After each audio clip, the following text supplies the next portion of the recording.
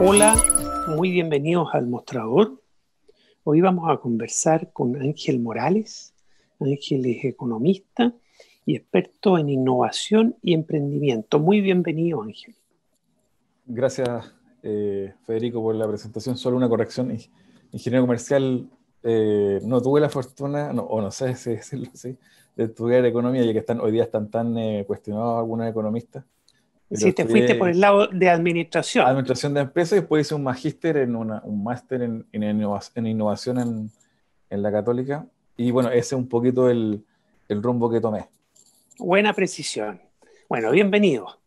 Ángel, Gracias. estamos en periodo pandémico todavía eh, y la economía chilena está todavía muy impactada por la pandemia, con un decrecimiento, oye, hasta hace una semana había 1.800.000 puestos de trabajo menos, un desastre. Entonces a mí me gustaría que nos contaras un poco tu visión sobre el emprendimiento en estos tiempos de coronavirus y sobre todo post-coronavirus. ¿Qué se espera para una economía que tiene que recuperarse, volver a crecer y el rol del emprendimiento y de la innovación en ese mundo que nos toca, ojalá muy próximo, que sea recuperarnos, ¿no? Y no seguir en el hoyo, ¿no? Sí, Ángel. mira, hoy es súper eh, atingente la discusión sobre cómo un país como el nuestro se para, obviamente, y comienza a reactivarse en función de sus restricciones, en función también de lo que la sociedad quiere de país para los próximos 30 años. Estamos justamente en un periodo de discusión, o vamos a comenzar un periodo de discusión de una nueva constitución.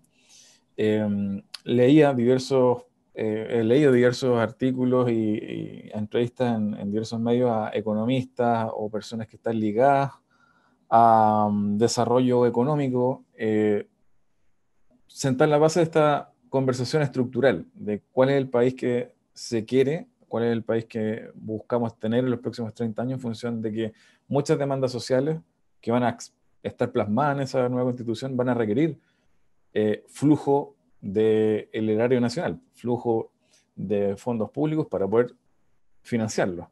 Y en ese sentido, teniendo en cuenta que en los últimos 10 años Chile viene teniendo un desarrollo económico o un crecimiento económico más bien estancado, y producto de ello también, además de otros sinfín de elementos, de variables, porque es un problema súper complejo el tema del estallido social y de la transformación eh, de este proceso constituyente, es entender que Chile tiene una matriz económica que al parecer no es tan compleja como debería serlo en función de este nuevo escenario que se está planeando o pensando respecto de los próximos 30 años. En ese sentido, hay gente que está de acuerdo y otras que no, que piensan que Chile sí tiene una matriz económica lo suficientemente compleja como para seguir ejecutándola en los próximos 30 años. César Hidalgo, por ejemplo,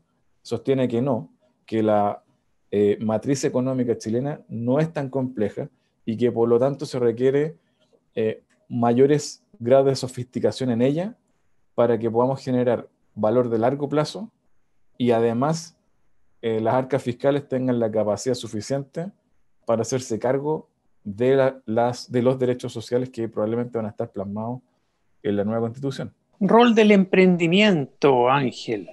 Mira, en ese sentido, la complejización de una matriz productiva creo que en parte va a ir de la mano de lo que comúnmente se conocen como startups, emprendimientos que crecen a tasas de 20-30% al año, o scale-ups que también logran crecimientos sostenidos en el tiempo en la industria.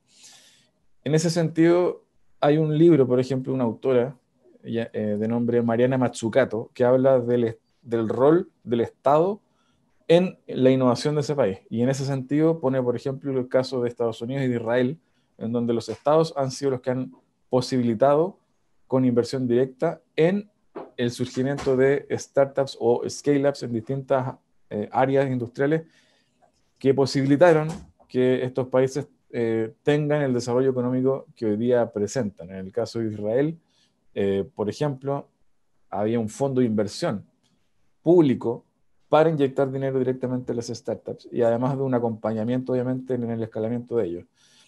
Tecnologías como inteligencia artificial, blockchain,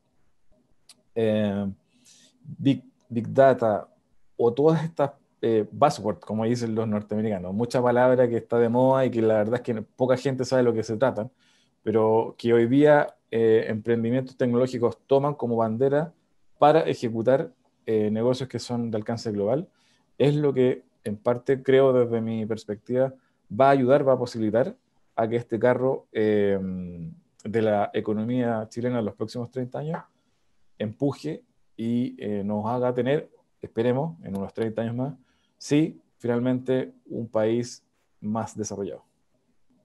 Y diversificado en su matriz, ¿no? Pero entonces para ti es fundamental el rol y el apoyo estatal al emprendimiento, no, no es un emprendimiento que sale como callampas de, oye, en el potrero, no, no es así tan autónomo ni mucho menos, necesita un rol activo del Estado, de apoyo activo del Estado. Diste el ejemplo de Israel. Para el caso de una economía que esté buscando apalancarse en tecnología, en desarrollo de punta, en I+D, sí, creo que es vital. Ahora, si uno se va al caso de países eh, que no están en la OECD, por ejemplo, probablemente sí el surgimiento de emprendimientos es más inorgánico, aun cuando exitoso. Por ejemplo, en el caso de Argentina. Argentina no tiene Corfo, no tiene un Corfo como lo tenemos nosotros en Chile.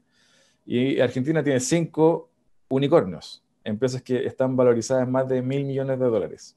La última, OLX, que adquirió una startup de venta de autos y crearon OLX Autos. No tienen Corfo. Ahora, me ha tocado estar en Argentina, he conversado con inversionistas argentinos, emprendedores argentinos, etcétera. Y la conclusión es que esto se da porque hay un conjunto de elementos en Argentina. Bueno, hay buena educación de base para partir, Bueno, ¿no? uno, la Universidad de Buenos Aires, una de las mejores universidades de Latinoamérica, gratuita. Dos, en general el argentino no tiene problema en irse a vivir fuera de Argentina. No tienen ningún empacho en hacerlo, dejando familias en Argentina, etcétera. Les da lo mismo. No tienen problemas con el inglés. En general también tienen más hambre que en general en relación a la comunidad latinoamericana, junto con los brasileños, los mexicanos. Y esos son elementos que van posibilitando el surgimiento de este tipo de empresas de manera, comillas, espontánea, en donde, dado que el gobierno no lo resuelve, viene un emprendedor que intenta resolverlo, pero con las complejidades que genera que no sea una política pública o de estructura, porque hoy día ves cómo está Argentina. Por lo tanto, estos casos particulares no pueden ser la norma para que un país impulse el desarrollo para toda la sociedad. Y eso es donde creo, a la luz de lo que, por ejemplo, ha estudiado Mariana Mazzucato, pone en la mesa respecto de los casos estadounidenses y el caso israelí. Ángel, para que vayamos cerrando tu visión del mundo post pandemia y lo que le hace falta al país desde el punto de vista de la mirada de sus empresas, el rol de la innovación. Hablamos del emprendimiento, hablemos ahora de la innovación y qué se requiere para que este país sea un país innovador y toda la riqueza que atrae la innovación, ¿no?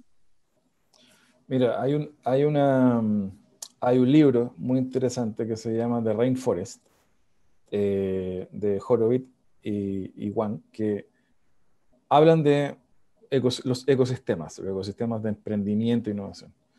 Y en general, los ecosistemas de emprendimiento e innovación potentes, como el estadounidense y el israelí, nuevamente, eh, tienen elementos culturales que difieren de los nuestros. por ejemplo, altos niveles de confianza entre las personas y entre las instituciones, y las personas con las instituciones.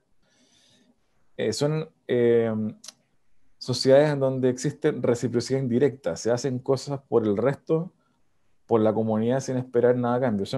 Generan relaciones no transaccionales.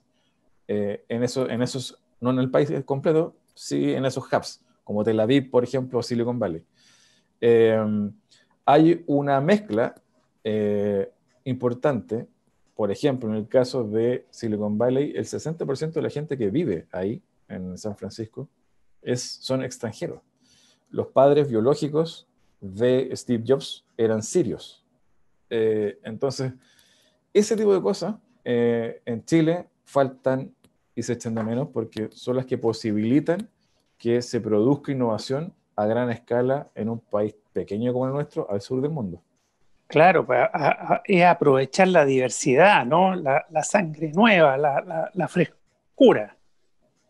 Totalmente. Y dale tú, Sí. Ángel, para que No, vayamos totalmente. cerrando. Te decía solo porque finalmente es la atracción de capital fresco, de inversión de riesgo, más la atracción de capital humano, la que genera, según los expertos, un ecosistema vibrante de innovación y emprendimiento. Ángel, para que cerremos, ¿estás optimista? ¿Tú piensas que Chile puede dar el salto hacia una economía con mucho más innovación y mucho más emprendimiento con apoyo estatal, o no estás optimista?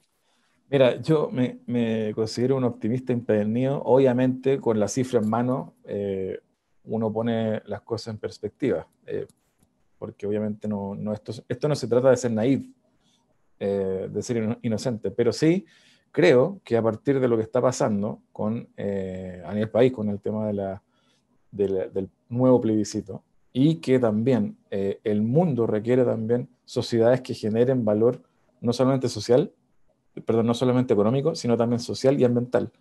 Y soy optimista en el sentido de que creo que las nuevas generaciones van a empujar, y esperemos que así ocurra, porque los próximos 30 años, hacia el 2050, Chile pueda lograr tener un nivel de vida más similar al de la OECD. Hoy día somos parte de la OECD, pero la verdad es que todavía distan muchos ciertos elementos propios de un país desarrollado a la realidad que tenemos hoy día. Pero, como te digo, estoy súper optimista en que vamos a poder tomar esto como una oportunidad y vamos a construir hacia el 2050 una sociedad más inclusiva, más rica en conocimiento y en tecnología que nos posibilite una mejor calidad de vida para cada habitante de nuestro país.